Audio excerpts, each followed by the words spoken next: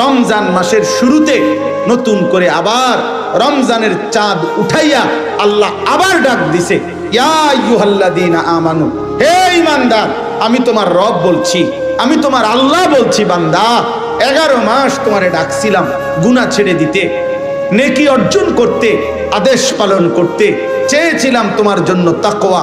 আচ্ছা বান্দা, ঠিক আছে, শয়তানের প্ররোচনায়, নফসের ধোকায়, দুনিয়াবি হাজারো ব্যর্থতায় তুমি পারো নাই, কমতি হয়ে গেছে, ঘাটতি হয়ে গেছে, গুনাহ ছাড়তে পারো নাই, গুনাহ বেশি হয়ে গেছে, নেকি কম হয়ে গেছে। যাও বান্দা, সব বাদ দাও, আমি আল্লাহ তাআলা সব ভুলে গেলাম, সব বাদ দিলাম। এবার আমি আবার নতুন করে আমি আল্লাহ তোমাকে সুযোগ দিতে চাই। একটি মাস, আইয়ামাম মা'দুদাত, একেবারে গুনা গুনা। কোরআন শরীফের আয়াত, আল্লাহ বলছে আইয়ামাম মা'দুদাত, একেবারে গইনা গইনা, গুইনা গুইনা তোমারে 30 দিন, 31 দিন লাগবে না, 32 দিন লাগবে না। সাফ কথা বান্দা, কথা কথাই গুনবা, তুমি নিজে গুনবা 30 দিন অথবা 29 দিন, 31 হবে না, প্রয়োজনে 30-এর একদিন আগে শেষ করে দেব। 29 বা 30 দিনে গোনা এই একটি মাস তুমি, আবারও বলছি, 11 মাসের ভুল ভ্রান্তি ছেড়ে দিয়ে নতুন করে ঘুরে দাঁড়িয়ে তুমি পিছনের সব ভুলে একটি মাস মাত্র গুনে গুনে গুনাহ বর্জন করো, আমি আল্লাহর ইবাদত করো, 5 ওয়াক্ত নামাজ পড়ো, গুনাহ ত্যাগ করো, হারাম ত্যাগ করো, দিল জবান চলাফেরা আচরণ উচ্চারণের হেফাজত করো, রোজা পালন করো, সুবহে সাদিক থেকে সন্ধ্যা পর্যন্ত যাবতীয় খাদ্য পানীয় স্বামী স্ত্রীর বৈধ মিলামেশা থেকে বিরত থাকো, সবগুলো গুনাহ ছেড়ে দাও, আমার জিকির, আমার তেলাওয়াত, ইফতার, সাহারি, তাহাজ্জুদ, তারাবি, ইতিকাফ, এই আমলের মধ্যে লেগে থাকো। আমি আল্লাহ ওয়াদা দিলাম, ঠিক 30 দিনের দিন বা 29 দিনের দিন আমি আল্লাহ আরেকবার চাঁদ উঠাবো। ওই নতুন চাঁদ উঠলে, ঈদের চাঁদ উঠলে তোমারে 30 দিনেই আমি মুত্তাকি বানাইয়া, গুনাহ থেকে মুক্ত করাইয়া 30 দিনের মাথায় জান্নাতের ফ্লাইট ধরাই দেব। 30 দিনে। হ্যাঁ, একটা কথা মনে রাখবেন, মহান আল্লাহ পাক রব্বুল আলামিন একটা মূল নীতি মনে রাখতে হবে প্রত্যেককে, সেটা হলো আল্লাহ পাক বান্দার প্রতি মালিকের মূল ইচ্ছাটা কি? মূল ইচ্ছাটা হলো আল্লাহ বান্দাকে মাফ করতে চায়। কি করতে চায়? জান্নাত দিতে চায়। আমি একটা সুন্দর উদাহরণ বলি, মাজার সাহেব, ওই এটা কইলেও নাম নো একটা দলিল ফাইলেবেন। আচ্ছা যাক, কিছুদিন আগে একজন লোক আসছে, উনি আমার কাছে অনেক দিন ধরে একটা মাহফিল চায়। তা আমি আচ্ছা আইয়েন না, যান না, আচ্ছা দিমু আর কি, রাখেন না, এমনি এমনি বলছি অনেকবার। তো এই কিছুদিন আগে লোকটা আইসা আমার বলতেছে, হুজুর আপনার লগে আমার একটা কথাকে পরিষ্কার করেন, আজকে আমি মাহফিলের লেগে আইসি না, একটা কথা ক্লিয়ার করতে আইসি, আসলে আপনি আমারে মাহফিল দিবেননি? হ্যাঁ, আপনি এইটা কোন যে আসলে আপনি আমারে মাহফিল দিবেননি, এইটা হইলো মেইন কথা। আপনি যদি দিতেন না, এটা মূল কথা হয়, হুদা আমি বুঝছি আপনি আমারে ঘুরাইবেন, এমনি আগে ক্লিয়ার কোন দিবেন কিনা। হ্যাঁ, দিলে ঘুরাইবেন না, সোজা কথা। তখন আমি বুঝছি না, এরপরে তার কথা থাকে না, এই বেচারা তাকে জাগাত আর দিছে। পরে বললাম, না ভাই যান, দিমু অক্ষণে দিব, জানান না। তো এই জন্য বললাম কথার কথায়। তো আমরাও যদি আল্লাহকে জিজ্ঞেস করি, মাওলা আসলে সাফ কোন, আপনি আমারে আসলে মাফ করবেন নি, আপনি পরিষ্কার বলেন, আপনি কি আসলে আমারে জাহান্নাম দিতে চান না জান্নাত দিতে চান? তো আল্লাহ তাআলা বলবে, বান্দা বিশ্বাস কর, বান্দা সবে বরাত দিছিলাম তোরে জান্নাত দেওয়ার জন্য, সবে কদর দিছিলাম তোকে জান্নাত দেওয়ার জন্য, পুরাটা রমজান মাস দিছিলাম তোকে জান্নাত দেওয়ার জন্য, প্রতিটা জুমার রাত দিছি আমি জান্নাত দেওয়ার জন্য, আরাফাতের ময়দান আমি দিছি জান্নাত দেওয়ার জন্য, হজ্জের ইবাদত দিছি জান্নাত দেওয়ার জন্য, একটা একটা সেজদা দিছি আমি আল্লাহ জান্নাত দেওয়ার জন্য। আমি শত শত আইটেমে, হাজার হাজার আইটেমে বান্দা চেয়েছি তোকে জান্নাত দিতে, জান্নাত দিতে, মাফ করতে। আমি আর কি করব বান্দা, তুই বল, তবু তুমি কি জান্নাত নিবা না বান্দা? ফাবিআইয়ি হাদিসিন বাদাহু ইউমিনুন, আল্লাহ বলে, বলো না বান্দা, আমি আর কেমনে বললে, কত বললে তুমি আমার কথা মেনে নিবা? আমি আর কয়বার বলতাম, আমি আর কত ভাবে বলতাম? কুল ইয়া ইবাদিয়াল্লাযীনা আসরাফু আলা আনফুসিহিম লা তাকনাতু মির রাহমাতিল্লাহ। আল্লাহ বলে, বন্ধু আপনি আমার বান্দাদেরকে ডাক দিয়ে বলেন, গুনাহ যদি জীবনটা ভর 60 বছর যদি 60 বছর ঘন্টা গণেন, 60 বছর যদি মিনিট গণেন, 60 বছরের যদি সেকেন্ড গণেন, তাইলে সেকেন্ড যত গুনাহ তত, মুহূর্ত যত গুনাহ তত। আল্লাহ বলে, বন্ধু যদি গুনাহ তার এই পরিমাণ হয় যে 60 বছর হিসাব করিলে যত ঘন্টা, যত মিনিট, যত সেকেন্ড, তো গুনার পরিমাণ 1 সেকেন্ডও নেকি নাই, পুরাটাই গুনাহ, আপাদমস্তক গুনাহ। 60 বছর পুরাটা গুনায় গুনায় সমান সমান, গুনায় গুনায় ভরপুর, গুনায় গুনায় ডুবন্ত, গুনায় গুনায় পূর্ণ।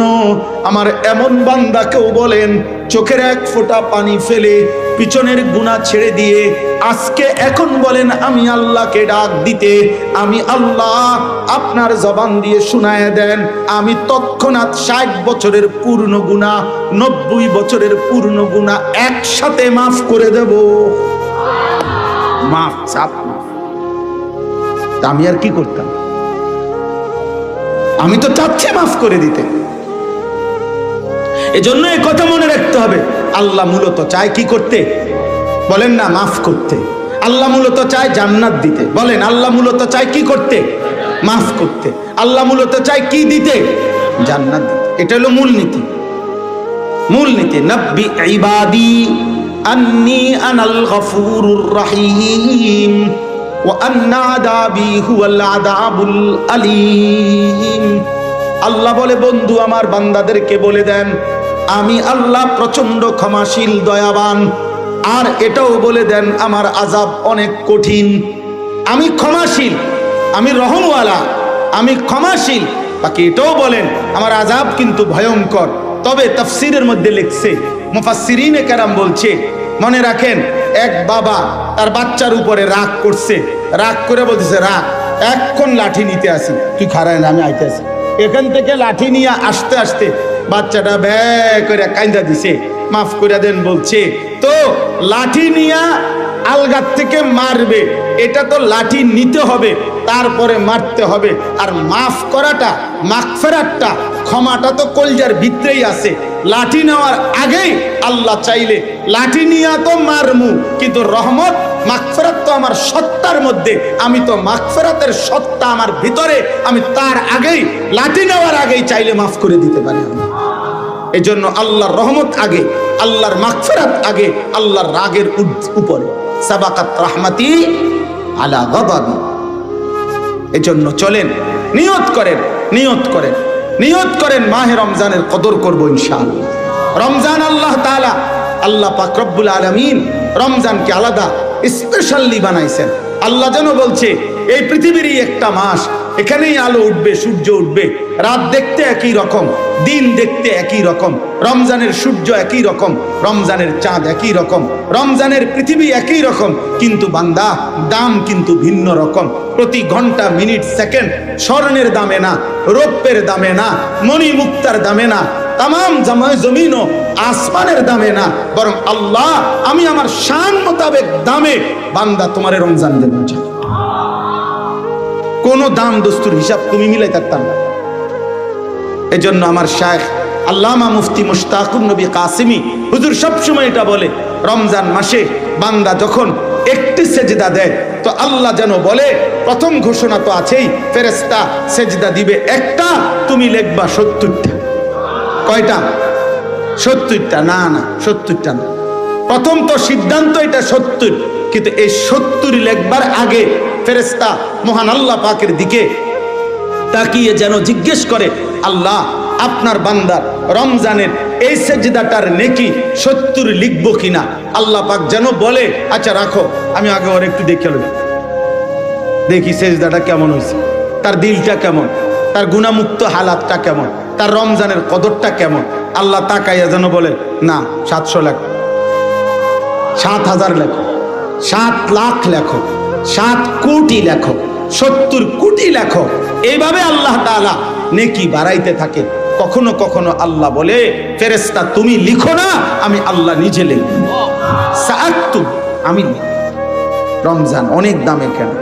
মালিক যেন বলে, বান্দা আমি অনেক দেব, অনেক দেব, অনেক দেব। কারণ ওই যে সিদ্ধান্ত আমার, আমি তো তোমার জান্নাত দিতে চাই, আমি তো তোমার জান্নাত দিতে চাই, আমি তো তোমার জান্নাত দিতে চাই। আমি একবার একটা উর্দু কিতাবে পড়ছিলাম, উর্দু কিতাবে ইউনুস আলাইহিস সালাম আল্লাহকে বলছিলেন যে আল্লাহ আমার জাতি আর ঈমান আনবে না, আপনি তা করে ধ্বংস করে দেন। তখন আল্লাহ তাআলা বলছিলেন, ইউনুস ওই যে একটা লোক মাটির পাতিল বানাইতে আছে, তুমি তার কাছে কুদ্দুর যাও, গিয়া তারে বলো যে আপনার হাতে বানানো একটা মাটির পাতিল, আপনি এটা ভাঙ্গা ফেলেন। ভাঙ্গালাম হাতের বানানো মাটির পাতিল। তো ইউনুস আলাইহিস সালাম ওই লোকটার কাছে গিয়া বলছে, ভাই আপনার হাতে বানানো এই একটি মাটির পাতিল আপনি দয়া করে ভেঙে ফেলেন। তখন ওই লোকটা বলছে, কেন আপনি আমাকে এই কথা বললেন? যে মাটির পাতিল আমি নিজের হাতে কষ্ট করে বানাইছি, আমি এটা আবার ভাঙবো কেন? আমার হাতে গড়া পাতিল আমি ভাঙবো না। ইউনুস আলাইহিস সালাম আল্লাহকে বলছে, আল্লাহ ওই বেটা তো বলতেছে তার হাতে গড়া মাটির পাতিল সে ভাঙবে না, সে ভাঙতে চাচ্ছে না কোনোভাবে। মহান আল্লাহ পাক রব্বুল আলামিন বললেন, ইউনুস তাইলে যারে আমি 9 মাস মায়ের রেহেমের মধ্যে আমার নিজ হাতে আমার যে বান্দাকে নাক লাগাইলাম, চোখ লাগাইলাম, হাত লাগাইলাম, সারা দেহ আমি সাজাইলাম, আমার বান্দাকে আমি তিল তিল করে বানাইলাম, আমার হাতে গড়া বান্দা আমি কেমনে ধ্বংস করে দেব? ধ্বংস করে দেব কেন? আমি তো অপেক্ষায় আছি সে যদি কোনোদিন রাত গভীরে মাফ চায়, সে যদি কোনোদিন ফিরে আসে, সে যদি কোনোদিন রাত গভীরে আসে। ইন আতাইতানি লাইলান আতাইতুকা লাইলা, ইন আতাইতানি নাহারান আতাইতুকা নাহারা। বাহ! মালিক বলে, বান্দা তুমি যদি রাত গভীরে গুনাহ নিয়ে আসো, আমি রাত গভীরেই মাগফিরাত নিয়ে আসব। তুমি দিনে আসলে আমি দিনে আসব, তুমি আসবে যখন আমি আসব তখন। সুবহান! এমন মালিক কই পাবে? হায় যুবক, কারে দেখলাম বা এই মোবাইলের নর্তকী দেখা কি সুখ পাইলা? বেঈমানের মতো চুল রাইখা কি ইজ্জত পাইলা? কোন বেঈমান কোনোদিন তো তোমারে দেখতেও আসবে না, ধন্যবাদ জানাইতেও আসবে। এই পৃথিবীর কোন বেঈমান, যারা বেঈমান মুশরিকের মতো চুল রাখো, কোন মুশরিক, কোন বেঈমান আজ পর্যন্ত কোনোদিন তোমার একটা ধন্যবাদ জানাইছেনি? যে পৃথিবীতে যারা যারা যারা যারা আমার মতো চুল রাখছেন তাদেরকে ওয়েলকাম, তাদেরকে ধন্যবাদ। একটা বেঈমানও তো জীবনে কোনোদিন ধন্যবাদটুকু জানাবে না। অথচ রাসূলুল্লাহ সাল্লাল্লাহু আলাইহি সাল্লাম তো হাদিসে স্পষ্ট বলেছে, আমার একটা একটা সুন্নাত আমার যেই উম্মত পালন করবে, আমি মুহাম্মদ সাল্লাল্লাহু আলাইহি সাল্লাম, আমি নবী ওয়াদা দিলাম, উম্মত আমার সুন্নতের আশিক তোরে আমি সাথে নিয়ে আমি একসাথে জান্নাতে ঢুকবো। তিনি তো ওয়াদা দিছেন, নবী সাল্লাল্লাহু আলাইহি সাল্লাম তো ওয়াদা দিছেন, উম্মত আমার সুন্নাত অনুসরণ করো, আমি তোমাকে সঙ্গে রাখবো, তুমি আমার সঙ্গী হবে, তুমি আমার সঙ্গী হবে, তুমি আমার সঙ্গী হবে। কার মতো হারায় গেল নওজোয়ান? মুসলমানের বাপ আপনারা যারা অভিভাবক আছেন, আপনারা আপনাদের চোখের সামনে আপনাদের ছেলেগুলোকে কেন ছেড়ে দিলেন? ছেড়ে দিলেন কেন? এই ব্যর্থতার দায়ভার কার? একটি সমাজ এইভাবে চারিদিকে মুসলমান, প্রত্যেক ওয়াক্ত নামাজ, মসজিদের মিনারা থেকে আজান হয়, 5 ওয়াক্ত নামাজের আজান হয়, চারিদিকে মাদ্রাসা, প্রতি 5 কিলোমিটার জায়গার মধ্যে মাদ্রাসা আছে, চারিদিকে মাদ্রাসা, চারিদিকে মসজিদ, দাড়ি টুপিওয়ালা মানুষ, চারিদিকে আল্লাহর কোরআনের তিলাওয়াত, এত হাফেজ, এত আলেম, এত হাজি, এত ইমাম, এত খতিব, এত জুমার বয়ান, এত কিছুর ভিতরে থাইকা আপনার ছেলেটা 365 দিনে খোদার 1 বছর কোনদিন ফজরের নামাজ পড়ে না। এটা আপনার ছেলে কেমনে, মুসলমানের বাচ্চা কেমনে, আমি এটা বুঝি না। আমি বুঝি, আমি বুঝি না। এই ব্যর্থতা নিয়ে ওই বাবা ঘুমায় কেমনে, ওই মা ঘুমায় কেমনে? আপনারা কি ফুত মানুষ করতেন আছেন, কি সংসার করতেন আছেন, আপনারাই করতে পারেন। আহা, আফসোসের ব্যাপার, আফসোসের ব্যাপার, আফসোসের। তুমি বেটা স্বামী, তোমার বেডি প্রত্যেক দিন বেপর্দা বাজারে বাজারে ঘুরে, বউ তোমার রংসায় রাস্তার মানুষে এরকম আকামলা বেড়ই তুমি কিত্তা হইলাম? হ্যাঁ বেটা, আকামলা বেটা, এটা তো কাপুরুষ কিসিমের মানুষ বেটা, আত্মমর্যাদাহীন মানুষ বেটা। আরে ছেলে, তোদেরকে বলি বেটা, তোদের যাদের বোন বেপর্দা বেটা, এটাও তো তোর মতো ইমানদার ভাইয়ের আত্মসম্মানে লাগার কথা, গায়রাতে লাগার কথা যে আমি ভাই, আমার বোন কেন বেপর্দা হবে বেটা? হ্যাঁ, আস্তাগফিরুল্লাহ, আস্তাগফিরুল্লাহ, আস্তাগফিরুল্লাহ। আল্লাহ তাআলার সাথে এত বড় গাদ্দারি করে প্রতিনিয়ত আল্লাহর হুকুম লঙ্ঘন করে সুখ আসবে কোত্থেকে? শান্তি আসবে কোত্থেকে? আমাদের ভাগ্য পরিবর্তন হবে কিভাবে?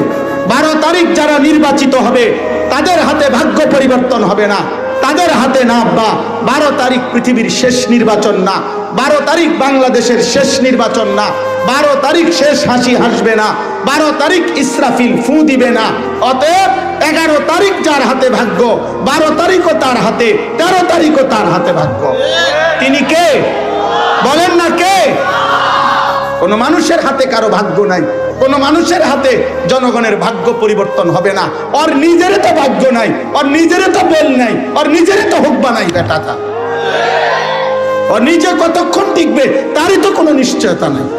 যার নিজের ফেসাবে ধরলে দাঁড়াইয়া থাকতে পারে না, সে আপনার ভাগ্য পরিবর্তন করবে কিভাবে? যে একটা মশার কামড় সহ্য করতে পারে না, একবার কয়েল লাগায়, একবার মশারি লাগায়, সে এত দুর্বল। আমরা মানুষের ভাগ্য পরিবর্তন করব কিভাবে? কিভাবে বলেন? অতএব সোজা কথা, আমাদের প্রত্যেকের কাছে এটা অনুরোধ, আমাদের আখেরাতি মূল পত্রিকা, আমি কয়েকদিন টানা বলছি, পত্রিকায় লিখছে 12 তারিখে দেখা যাবে শেষ হাসি কে হাসে। আমি বলছি না, হাসরের ময়দানে দেখা যাবে শেষ হাসি কে হাসে। আর আল্লাহ কোরআনে স্পষ্ট বলছেন, ফালিয়াউমাল্লাযীনা আমানু মিনাল কুফফারি ইয়াদহাকুন। সরাসরি কোরআনে আল্লাহ বলছে হাসরের ময়দানে ইমানদার সমস্ত কাফের, নাফরমান, বেঈমান, পাপীদেরকে দেখে ইয়াদহাকুন, হাসবে, হাসবে, হাসবে। এজন্য শেষ হাসি মুমিন হাসবে, শেষ হাসি সেজদাওয়ালারা হাসবে। হ্যাঁ হ্যাঁ, অবশ্যই অবশ্যই। চলেন, এজন্য এতটুকুই কথা। মাহে রমজানকে সামনে রেখে প্রত্যেকের কাছে অনুরোধ, প্রত্যেকের কাছে আমরা প্রত্যেকেই রমজানকে সামনে রেখে নতুন করে ঘুরে দাঁড়াই। বলেন ইনশাআল্লাহ, বলেন ইনশাআল্লাহ। রমজানকে ভিন্নভাবে আল্লাহ তাআলা রমজানকে কেন্দ্র করে একটা শেষ কথা মনে রাখবেন। রমজানের 183 নম্বর আয়াত থেকে 187 সূরা বাকারার 5টি আয়াতে আল্লাহ তাআলা রমজানের ব্যাপারে কথা বলছে, রমজান মাসের গুরুত্বের ব্যাপারে কথা বলেছেন। জি, এই সব কিছু বলছেন, এতেকাফের কথা বলছেন, রমজানের রাত্রির হুকুম বলছেন, রমজানের দিনের হুকুম বলছেন। সব বলার পরে আল্লাহ তাআলা বলছেন যে বান্দা, আমি আবারও তোমাদের কাছে বললাম, কাযালিকা ইউবায়্যিনুল্লাহু আয়াতিহি লিন-নাস লাআল্লাহুম ইয়াত্তাকুন। আমি আল্লাহ বিস্তারিত রমজানের কথা তোমাদের সামনে বলে দিলাম যেন সকলেই মুত্তাকি হতে পারে। অতএব রমজানকে কদর করলে ইনশাআল্লাহ মুত্তাকি হবেন। রমজানে গুনাহমুক্ত সিদ্ধান্ত নিলে, আল্লাহর ইবাদতের উপরে জমে থাকলে জান্নাতি হয়ে যাবেন ইনশাআল্লাহ। আল্লাহ তৌফিক দান করেন। রমজানকে কদর করব তো ইনশাআল্লাহ। শেষ দশক সকলেই ইতিকাফ করতে চেষ্টা করেন। পুরা রমজান পূর্ণ 20 রাকাত তারাবি পড়বেন, বলেন ইনশাআল্লাহ।